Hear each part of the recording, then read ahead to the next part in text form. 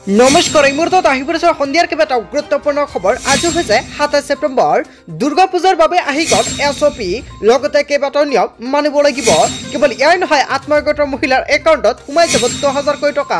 দুৰ্গা পূজাৰ সময়ত অসমৰ মুখ্যমন্ত্ৰী ডক্টৰ হিমন্ত বিশ্ব শৰ্মাই কেইবাটাও ডাঙৰ মন্তব্য কৰিছে। লগতে পিএম কিষাণৰ প্ৰতিজন হিতাধিকাৰীৰ একাউণ্টত চৰকাৰে সোমাই দিব ২,০০০ টকা। ১৮তম কিস্তিক লৈ গুৰুত্বপূৰ্ণ সিদ্ধান্ত গ্ৰহণ কৰিছে চৰকাৰে। দুৰ্গা পূজাৰ আগতে সকলো একাউণ্টত চৰকাৰে সোমাই দিব টকা।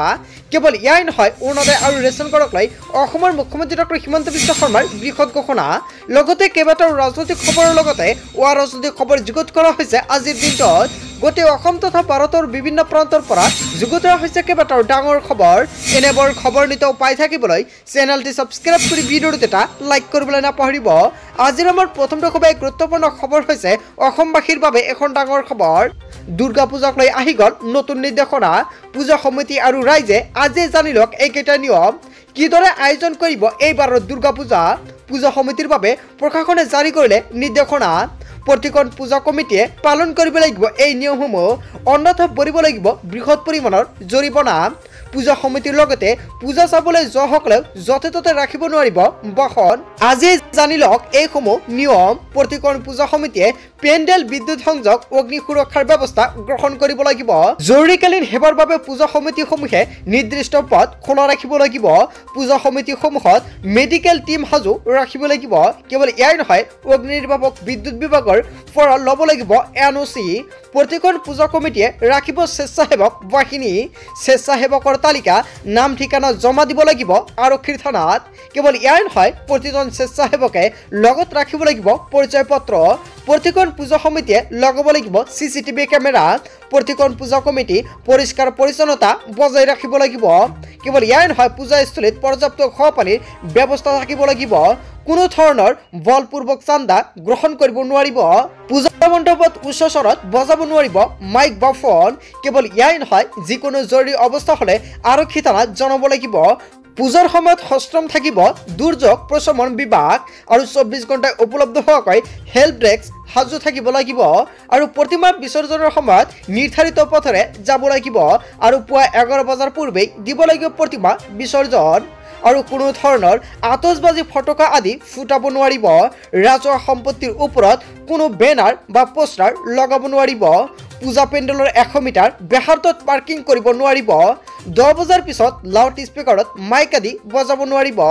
জৰুৰীকালীন অৱস্থাৰ বাবে মুকলি কৰা হৈছে ফোন নম্বৰ, আৰু জিলা প্ৰশাসনৰ ফোন নম্বৰ হৈছে 0361273307 নম্বৰ।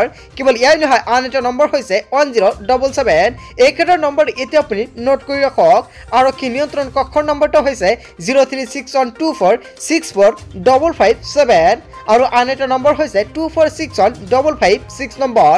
আৰু অগ্নি নিৰ্বাপক বাহিনীৰ ফোন নম্বৰটো হৈছে 036127377680 আৰু আন এটা নম্বৰ হৈছে 2735933 আৰু মোবাইল নম্বৰটো হৈছে 9435960618।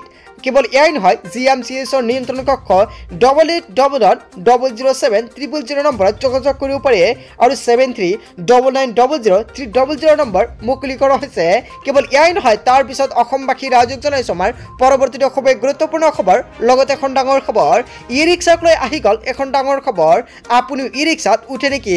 তেন্তে আপোনাৰ বাবে নতুন নিয়ম সলনি কৰা হৈছে। যাত্ৰী আৰু চালকৰ বাবে কেইবাটাও গুৰুত্বপূৰ্ণ নিয়ম সলনি কৰিছে। ই ৰিক্সাক লৈ আহি গ'ল এখন ডাঙৰ খবৰ। ইয়াৰ পৰা য'তে ত'তে ৰখাব নোৱাৰিব ই ৰিক্সা। তিনিআলি চাৰিআলিত মন গ'লেই ৰখাব নোৱাৰিব ই ৰিক্সা। তিনিআলি চাৰিআলি ১০ মিটাৰ দূৰত্বতে উঠা বা নমা কৰিব পাৰিব যাত্ৰী। ১ মিনিটৰ ভিতৰত উঠা বা নমা কৰিব লাগিব যাত্ৰীসকলক। যাত্ৰীৰ পৰা ই ৰিক্সাৰ চালকে ল'ব নোৱাৰিব অধিক ভাড়া। কেৱল ইয়াই নহয়, প্ৰথম কিলোমিটাৰত ১০ টকাতকৈ অধিক ল'ব নোৱাৰিব ভাড়া আৰু পৰৱৰ্তী প্ৰতি কিলোমিটাৰত ৫ টকাতহে ল'ব পাৰিব ভাড়া। আৰু কোনো ধৰণৰ নিচাজাতীয় দ্ৰব্য সেৱন কৰিব নোৱাৰিব ই ৰিক্সাৰ চালকে।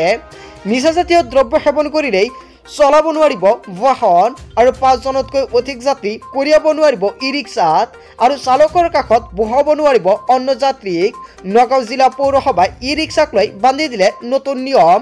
নিয়ম নামানিলে বিপদত পৰিব ই ৰিক্সাৰ চালক অথবা মালিক আৰু আন আন জিলাতো এই নিয়ম প্ৰযোজ্য হোৱাৰ সম্ভাৱনা।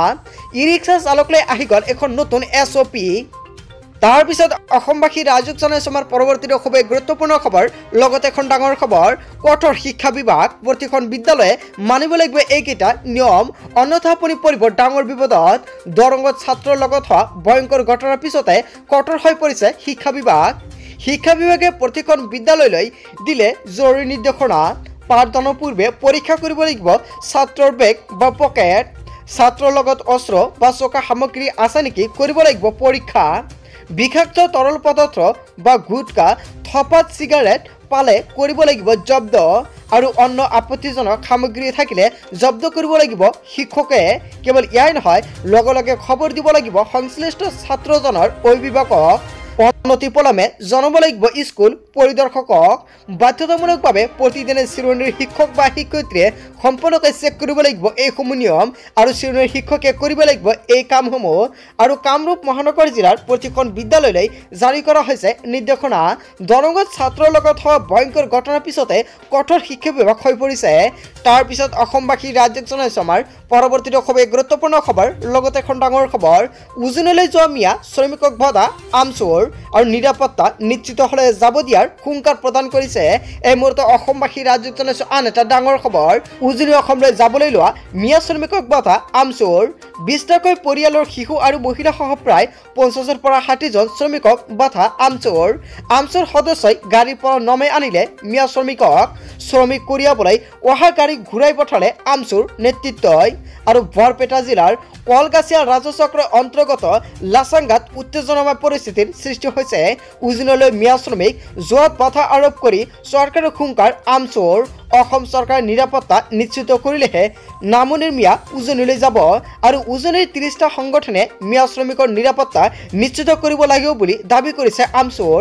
নিৰাপত্তা নিশ্চিত নোহোৱাকৈ বহিৰাজ্যত মিয়া শ্ৰমিকক কাম কৰাৰ আহ্বান জনাইছে আৰু উজনি অসমলৈ যাবলৈ লোৱা মিয়া শ্ৰমিকক বাধা আমচুৰ তৰফৰ পৰা তাৰ পিছত অসমবাসী ৰাজ্যক জনাইছো আমাৰ পৰৱৰ্তী খুবেই গুৰুত্বপূৰ্ণ খবৰ লগতে এখন ডাঙৰ খবৰ বিবাদত মোদী চৰকাৰ বিজেপিক প্ৰত্যাহ্বান পাছোৱানৰ নিৰ্বাচন খেলিব বিজেপিৰ বিৰুদ্ধে নিৰ্বাচনৰ পূৰ্বে পুনৰ বিবাদত মোদী চৰকাৰ বিজেপিৰ সৈতে মিত্ৰতাত থাকিও বিজেপিৰ বিৰুদ্ধে নিৰ্বাচন খেলাৰ সিদ্ধান্ত গ্ৰহণ কৰিছে এনডিএ চৰকাৰৰ মন্ত্ৰীয়ে বিজেপিক দিবলৈ ওলাইছে মুখমাগাত উপনিৰ্বাচনত এনডিএৰ সংগ ত্যাগ কৰি অকলে নিৰ্বাচন খেলাৰ সিদ্ধান্ত গ্ৰহণ কৰিছে এনডিএৰ সহযোগী এলজেপিয়ে উত্তৰ প্ৰদেশত যুঁজ দিব বিজেপিৰ বিৰুদ্ধে আৰু ইউপিৰ উপনিৰ্বাচনত প্ৰাৰ্থী প্ৰক্ষেপ কৰিবলৈ সাজু হৈছে চিৰাগ পাছোৱানে আৰু কেন্দ্ৰীয় মন্ত্ৰী চিৰাগ পাছোৱানৰ এই সিদ্ধান্তই হলঠেকত পেলাইছে বিজেপিক ইউপিৰ 10খন সমষ্টিৰ উপনিৰ্বাচনত প্ৰতিদ্বন্দ্বিতা কৰিবলৈ সাজু হৈছে এলজেপিয়ে কেৱল ইয়াই নহয় নীতিশ নাইডুৰ পাছত এইবাৰ চিৰাগ পাছোৱানে প্ৰত্যাহ্বান জনাইলে মোদী চৰকাৰক আৰু পাছোৱান আৰু দলিত শ্ৰেণীৰ ভোটাৰক আকৰ্ষণ কৰিবলৈ চেষ্টা চিৰাগৰ আৰু এলজেপিৰ এই সিদ্ধান্তই পুনৰ দেশৰ ৰাজনীতিত সৃষ্টি কৰিছে প্ৰতিক্ৰিয়া নিৰ্বাচনৰ পূৰ্বে পুনৰ বিপদত পৰিছে মোদী চৰকাৰ তাৰ পিছত অসমবাসী ৰাজ্যক জনাইছো আমাৰ পৰৱৰ্তী খুবেই গুৰুত্বপূৰ্ণ খবৰ লগতে এখন ডাঙৰ খবৰ আপুনি আত্মীয় গোটৰ সদস্য নেকি তেন্তে আপোনাৰ বাবে এটা গুৰুত্বপূৰ্ণ খবৰ আহি পৰিছে কিয়নো আপোনাৰ এই মাহৰ ভিতৰতে কৰিব লাগিব এটা গুৰুত্বপূৰ্ণ কাম যিসকল আত্মীয় গোটৰ সদস্যই আত্মীয় গোটৰ ফৰ্মটো জমা দিছে অতি শীঘ্ৰে আপুনি এনপিচিআই বা ডিবিটি লিংক কৰিব লাগিব কিয়নো চৰকাৰে আপোনাৰ একাউণ্টলৈ সোমাই দিব 10,000 কোটি টকা এই মাহৰ ভিতৰতে আপোনাৰ ডিবিটি আৰু এনপিচিআই লিংক কৰিবলৈ আহ্বান জনাইছে অসমৰ মুখ্যমন্ত্ৰী ডক্টৰ হিমন্ত বিশ্ব শৰ্মাই আপোনাৰ একাউণ্টলৈ চৰকাৰে প্ৰেৰণ কৰিব 10,000 কোটি টকা অসমৰ মুখ্যমন্ত্ৰী ডক্টৰ হিমন্ত বিশ্ব শৰ্মাই নিৰ্দেশ প্ৰদান কৰিছে যিসকল ব্যক্তিয়ে আত্মীয় গোটৰ ফৰ্মৰ লগত যিখন বেংক একাউণ্ট জমা দিছে সেইখন বেংক একাউণ্টৰ লগত আধাৰ কাৰ্ড লিংক কৰিব লাগিব কেৱল আধাৰ কাৰ্ড লিংক কৰিবলৈ নহব আপুনি আধাৰ কাৰ্ডৰ লগত ডিবিটি লগতে আপুনি এনপিচিআই লিংক কৰিব লাগিব আপোনাৰ বেংক একাউণ্টৰ লগত আৰু পান নম্বৰৰ লিংক কৰিব লাগিব যিসকল ব্যক্তিয়ে এইকেইটা কৰা নাই অতি শীঘ্ৰে কৰি লওক অন্যথা আপুনি আত্মীয় গোটৰ 10,000 কোটি টকা নাপাব অসমৰ মুখ্যমন্ত্ৰী ডক্টৰ হিমন্ত বিশ্ব শৰ্মাই আহ্বান জনাইছে প্ৰতিজন আত্মীয় গোটৰ মহিলাক এইসমূহ লিংক কৰিবলৈ তাৰ বাবে সকলোৱে নিশ্চয় শ্বেয়াৰ কৰি দিব ভিডিঅ'টি যাতে সকলোৱে এইখন সম্পূৰ্ণকৈ লিংক কৰিব পাৰে যদি আপুনি এতিয়ালৈকে কৰা নাই আপুনি এতিয়া বেংকত গৈ আপোনাৰ এনপিচিআই বা ডিবিটি লিংক কৰক আপোনাৰ একাউণ্টৰ লগত বন্ধু বান্ধৱীসকল গোটেই অসম তথা ভাৰতৰ বিভিন্ন প্ৰান্তৰ পৰা যুগুত হৈছে কেইবাটাও ডাঙৰ খবৰ এনেবোৰ খবৰ নিতৌ পাই থাকিবলৈ চেনেলটি সাবস্ক্ৰাইব কৰি ভিডিঅ'টো এটা লাইক কৰিবলৈ নাপাহৰিব থেংক ইউ ফৰ ৱাচিং ফুল ভিডিঅ'